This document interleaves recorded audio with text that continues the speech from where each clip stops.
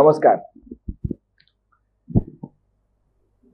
गत 4 तारीख ठारू जो वकफ संशोधन बिल को लेकर बीजेडी भितर जो भली भाव धीरे धीरे फाट सृष्टि है से फाटा ये माने मेला हो गला सबुआड़े चर्चा रही तारी पटे आम आज आम भी पुणी आउ थे चर्चा करूँ ये चर्चा मो सहित अच्छा सबुदिन परी जड़े वरिष्ठ राजनीति समीक्षक एक सूर्यमणि मिश्र मु सूर्यमणि मिश्र पाखक आसबि और पचारि जे जो वकफ बिल संशोधन को लेकर बर्तमान बीजेडी भितर जो भली भाव में चली तू में चली पुराना विधायक माने जो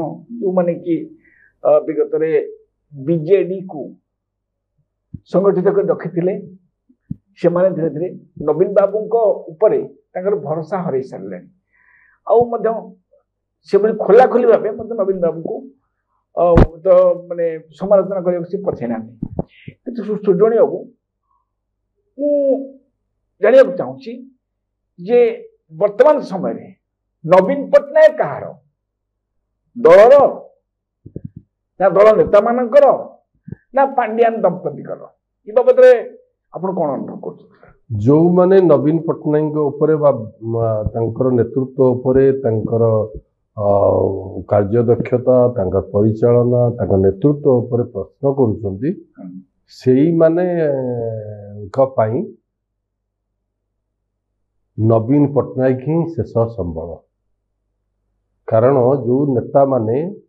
आपण जो प्रश्नटी कले जे नवीन कहार नवीन तो विजु जनता दलर स्रष्टा नवीन ही विजु जनता दलर सर्वमय कर्ता तेणु नवीन कहले विजु जनता दलर सेते बेले सिना कुहा जाउथला निर्वाचन पूर्वरु जे नवीन होउचंदी 4.5 कोटी जनतांकर आशावाड़ी भविष्यत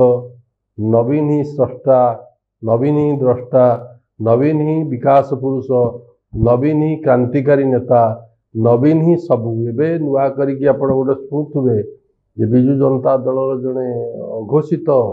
प्रवक्ता जे कि जड़े सांबादिक जीवन जाइकी विजु जनता दल रे नवीन सह अछंती से कहिसंती जे नवीन होचंती जीवनवादी आपण सुनिथिले जे मार्क्सवादी साम्यवादी गांधीवादी धर्मनिरपेक्षवादी किंतु एबे नुआ टर्म टे आरंभ होइछि सेटा होछि नवीन होचंती जीवनवादी आपण जो प्रश्न कले तार सरल संक्षिप्त उत्तरटी होछि नवीन समस्तंकर पुनी कहार नुहे से निजर आउ बाहर को जिमिति नेता माने जो भली भाव में प्रचार करिथांती निज सपक्ष रे जो भली भाव में फूलमाला संग्रह करिथांती जिंदाबाद ध्वनि शुणिया व्यवस्था करिथांती जो भली शोभा यात्रा आसीबो से बाट करिथांती से भली नवीन बाबू मध्य जड़े से क्षेत्र रे जड़े महान अच्छा नेता तब आपण कहबा कथा कि नवीन बाबू कि जो माने अन्य नेता मान जीवन वाले माने दौड़ी जाउथिले तांको आवश्यकता थिला अधिक लोक माने आसंतु आ मते फूलमाला पकांतु ये जो माने सेथिरु माने नवीन पट्टनायक नियारा मो वर्तमान आपण जो कथा कहले से कथा पर मो दिबत होउनी कि कथा वर्तमान सेठी नाही कथा वर्तमान आउटी कथा पर चर्चा को वर्तमान जोर धरिया जाउची जे नवीन पट्टनायक निजे आसी कहले जे पांड्यान 10 वर्ष ओडिशा पाई किछि करिसंती तेणु पांड्यान सन्यासी जो वर्तमान किसी कहवा आवश्यक ना किंतु नवीन पट्टनायक सीटी हूँ तो ये बाबद कहले ना पांड्यान दल माने रेजिग्नेशन देती सी दलर ना तेणु किसी कह उचित नुह कि सी खाली ये नुह कि जड़े सन्यासी हो गले ये राजनीति करना आउ सी सन्यासी 10 मास सन्यासी आउ से दल ना तेणु किसी कहवा दरकार नहीं एक कथा कहीं कहला दल से कहीं इस्तीफा देना जहाँफल दल में आउट ना कि सन्यासी एक कथा कहीं सी कहले ना कारण हूँ कौन परिस्थिति रे कौन जिते जहाँ प्रमोद बाबू आप जड़े संपादक भाव में गोटे मीडिया हाउस रो संपादक भाव में आप सूचना देवी पांडियान को नहीं निर्वाचन पूर्व विद्रोह होइछि। अच्छा निर्वाचन समय रे मध्य विद्रोह होइछि। निर्वाचन परे मध्य विद्रोह देखा देइछि। हाँ असंतुष्टों संख्या मध्य देखा मिली। कौन सी दिन आपन देखिए निर्वाचन पराजय पर जिते पांडियान को दायी करागला से नवीन तो क्लीन चिट देले भूल कथा। कारण सी जानी मोर जदि कहीं एकांत विश्वस्त अनुगत थांती पांडियान ताहले पांडियान अच्छा दल से दल आसेट मो भी आसेट तेणु कौन सी परिस्थिति पांडियान माइनस रे नवीन नहांती नवीन कौन उच्चारण बा आचरण रे पांडियान को माइनस करी किछ कहियो ना भल कथा कहले आपण किंतु वर्तमान कथा होच कोन कि दल रे जो पांडियान विरोधी विगत रे होतो निर्वाचन पूर्व आसनथिला किंतु वर्तमान पांडियान विरोधी होतो तांको दल जो माने कि पुरखा नेता अछंती आउ मध्य युवा नेता मध्य किछ अछंती से माने विद्रोह आरंभ करलेनी किंतु आउ गोटे कथा बर्तमान माने धीरे धीरे चर्चा जोर आसलानी जे जो माने पांडियान विरोधी से माने गोटे नुआ दल गठन करने गोटे चली बर्तमान गोटे मंत्रणा चली आउ सी नुआ दल जदि गठन हुए ताले बीजेपी जोटा कि भारतीय जनता पार्टी आर्थिक सहायता जोगेदेव आउ यार गोटी चालना करेंगे विजय महापात्र बर्तमान पुरुखा नेता माने जो माने कि पांडियान विरोधी जो माने पांडियान को एबे भी बर्तमान देखंतु प्रभात त्रिपाठी सी बर्तमान सी संपूर्ण भाव खोला खोली भाव नवीन पट्टनायक बर्तमान ये कर बर्तमान कथा हूँ कौन कि जो पांडियान विरोधी नेता मान जो अलग दल करने जो बर्तमान चली भितर जो धीरे धीरे आलोचना है सी बदले एकाठी होती कौटना कौटी एकाठी होती शुणा मिलूँ जदि आगु गोटे दल गठन हुए आपन लगुच केमती क्या नहीं करेंगे केमी कौन दलर आगू बढ़े ये गोटे माने संभावनार कथा कहले नुआ दल हम किंतु विजय महापात्र ऊपर भरोसा करी नुआ दल हम कि प्रफुल्ल घड़ई को लेकिन नुआ दल हम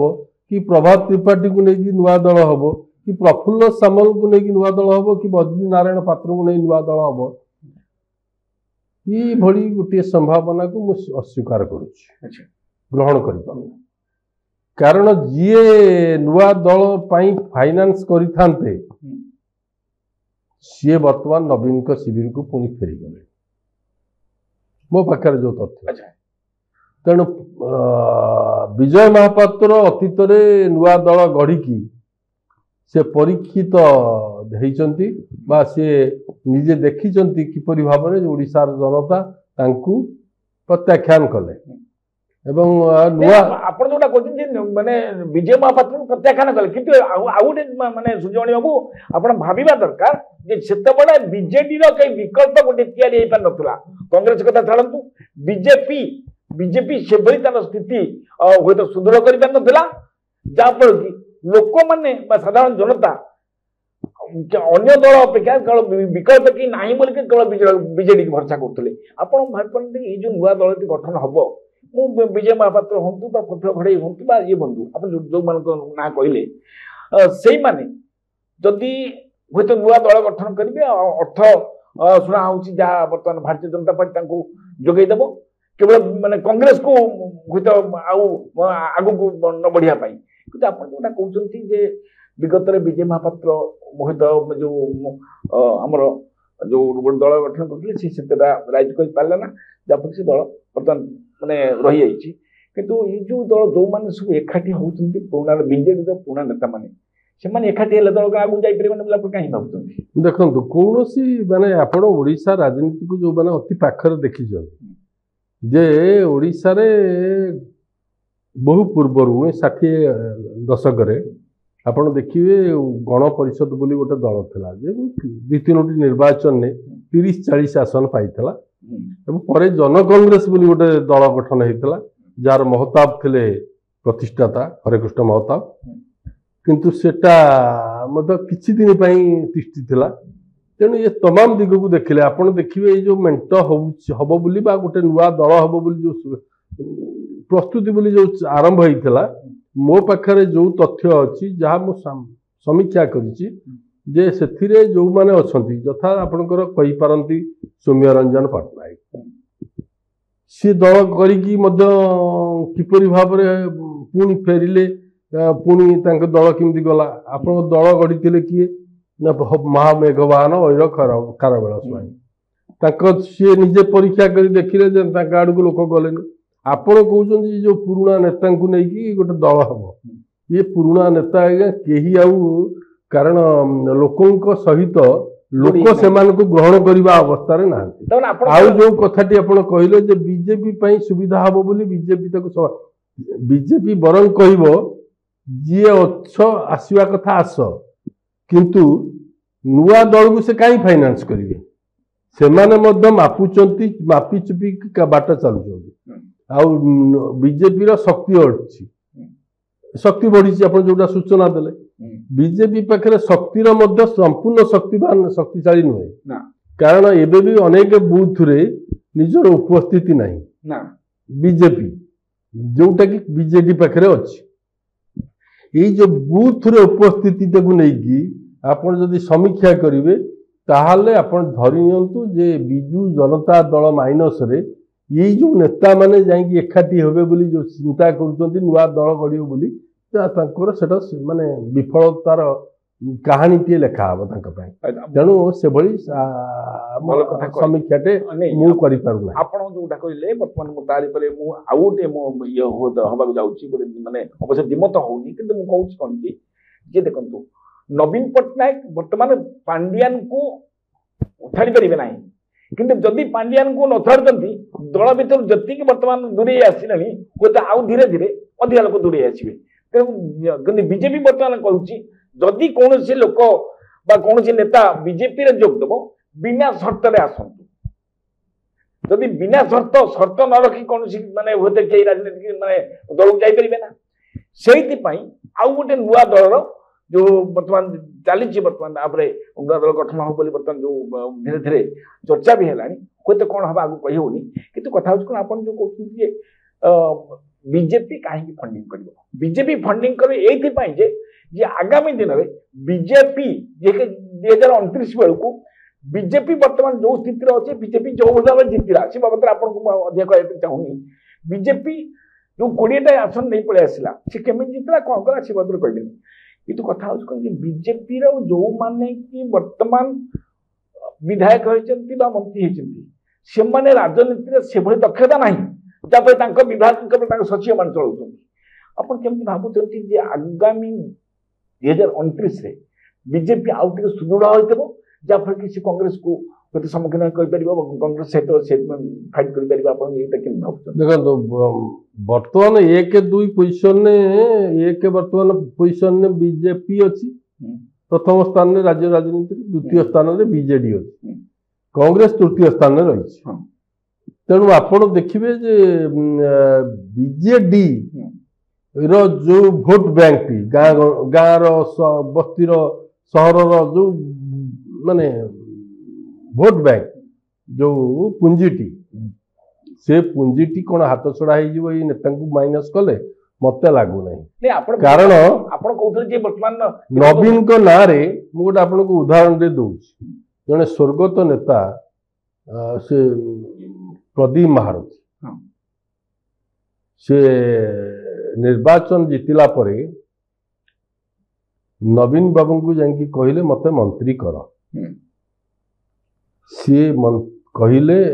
जे तुम्हें तो जीति नथिलो तुम्हें जो जीतीच तुम जीति ना मो ना रे मो दलर सिंबल ले तेणु तुमर लोकप्रियता बा लोकंकर तुम प्रति नहीं मत लोक देखिले एवं मो सिंबल को देखिले लोक तुमको भोट देले तुम्हें एते जीत धरले तुमको मंत्री करा जीवो ना अच्छा यही कथाटी उदाहरण ये